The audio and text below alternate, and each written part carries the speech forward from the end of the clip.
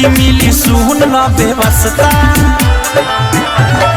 ढोरीपुर में पान खई हो जोबनपुर में नसता, मोहन कला ताजा राजा कहत जाई रसता।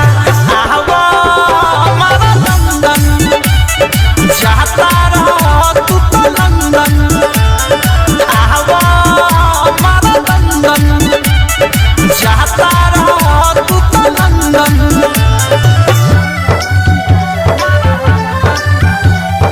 म्यूजिक बाय विकेश भोजपुरिया।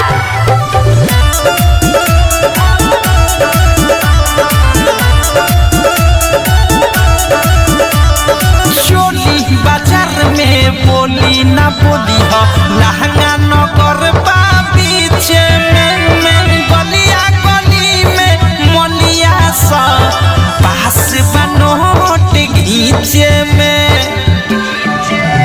अरे चोली बाजार में बोली ना बोली हो, लहंगा नगर बा बीच में गलिया गली में मलिया सा पास बनोट घीचे में। झूलापुर रसगुल्ला खई हो, सायापुर संपापड़ी, महालपुर में मिश्री मिली सोच के खई हो बाबरी। लालीपुर में घूमे सब छौरी खाली लाबड़ी, जाए के बेरी खालो हो जवानी के मुर्गा बड़ी। आवा हमारा लंदन जाता रहो तू तो लंदन, आवा हमारा लंदन जाता रहो तू तो लंदन।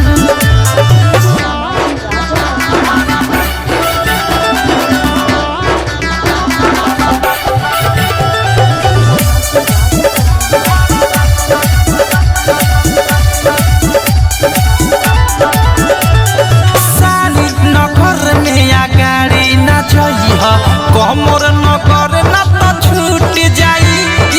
जांग नगर में धान के मारी ए राजा मुहरा फूट जाई। और सारी नगर में आगाड़ी ना जई हो, कमर नगर ना तो छूट जाई। जांग नगर में धान के मारी ए राजा मुहरा फूट जाई। पेट नगर में लेट न करी हो, लोगों के भीट बा। आगापुर से पाछा आई बच्चों एगो पीठ बा। राइतो ठारू अवधेश फरियाद गति जीत बा। चुमा लेके देखई मिठाइयों से मीठ बा।